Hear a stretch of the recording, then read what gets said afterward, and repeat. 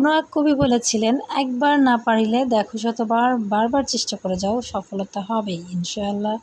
আসসালামু আলাইকুম এভরিওয়ান, কেমন আছেন সবাই? আশা করি ভালো আছেন। আমি আলহামদুলিল্লাহ ভালো আছি। চলে আসি মজাদার রেসিপি নুডলসের। অনেকেই পারেন এটা, অনেক বলতে সবাই পারেন, ছোট নাই বড় নাই, সব ধরনের মানুষরাই নুডলস রান্না করতে পারেন। তো এখন যেটা হচ্ছে, আমি সিম্পলভাবে রান্না করি, সিম্পল একটা মানুষ, তো ভাবলাম আপনাদের সাথে একটু গল্প করি, রান্নাও করি, শেয়ারও করি। তো চলে আসছি নুডলস রান্না করার জন্য এবং আপনাদের সাথে গল্প করার জন্য। নুডলস রান্না করব বলে ভাবলাম যে একটু আপনাদের সাথে একটু ভিডিও করে নেই, শেয়ার করব, সেই জন্য আর কি আর করার। কত সময় কত কিছু রান্না করি, এক একটা টপিক বের করতে তো হয়, কি করব কি বলবো। তো আজকে ভাবলাম আমার প্রথম জীবনের নুডলস রান্নার রেসিপির কথাটা একটু বলি, কিভাবে আমি প্রথম জীবনে রান্না করেছিলাম, কি হয়েছিল। শুনতে চান আপনারা? শুনতে চাইলে তাহলে বলবো। ঠিক আছে, বলেই ফেলি। নিশ্চয়ই শুনতে চাচ্ছেন, এখন তো আর আমার রিপ্লাই দিতে পারবেন না। তো আমার প্রথম জীবনের রান্নাটা হচ্ছিল 2004 সালের কথা। আমি ম্যাট্রিক পরীক্ষা দিয়ে মামার বাড়িতে বেড়াতে যাই। তো তখন একটা প্রোগ্রাম থাকে আমার মামার বাসায়। তো আমি আর আমার মামাতো বোন মিলে এই নুডলস রান্নার একটা করি। তো ভাবলাম যে আমি পারবো। তো মামি বলছে, পারবা? তো আমি বললাম যে হ্যাঁ পারবো। তো আমি আর মামাতো বোন মিলে রান্না করতে গিয়ে আমাকে বললো, তুমি তাহলে নুডলসটা করো, সিদ্ধ করো, তারপর আমি বাকিটা করব।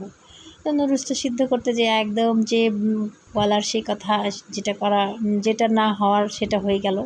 সেটা হচ্ছে একদম আলু ভর্তা। তো যাই হোক, আলু ভর্তা করে ফেলছি, এখন আর কি করার। আমার মামাতো বোন তো আর জানে না, ও এক্সপার্ট ছিল, আমার থেকে 2 বছর ছোট, অনেক ভালো রান্না করতে পারতো। আমার মামিও পারতো, মাশাআল্লাহ এখনও পারে। তো যাই হোক, এমন ভর্তা করে ফেললাম, তারপরে ওটাকে অনেক কষ্ট করে খাবার করতে গিয়ে অনেক কষ্ট করতে হলো আমার মামাতো বোনের। ওটাকে তেল দিয়ে দিয়ে দিয়ে দিয়ে অনেক সুন্দর করে তারপরেও প্রেজেন্ট করছে। তো যাই হোক, এই হলো আমার প্রথম জীবনের 2004 সালের কথা। 2004 সাল থেকে এখন পর্যন্ত আমার মনে একটা কষ্টই থেকে গেল যে কেন আমি এরকম চেষ্টা করতে গেলাম প্রথম রান্না, তারপরও কেন আমি এরকম করলাম। যাই হোক, তেমন কিছু হয় নাই। তারপরে আমার মামি আবার নতুন করে করলো, আবার আরেকটা, ওইটাকেও তেল দিয়ে করলো, আরেকটু করে তারপরে করে ফেললো। ব্যাস, এই তো আমার প্রথম জীবনের প্রথম নুডলস রান্না। এরপর থেকে দেখেন আজকে 2025 সাল, এখন সবার কাছে এটা কোনো ব্যাপারই না। অনেক আগে অনেক ব্যাপার ছিল। নুডলসটা এত সহজলভ্য ছিল না, হাতের কাছে পাওয়া যেত না সহজে।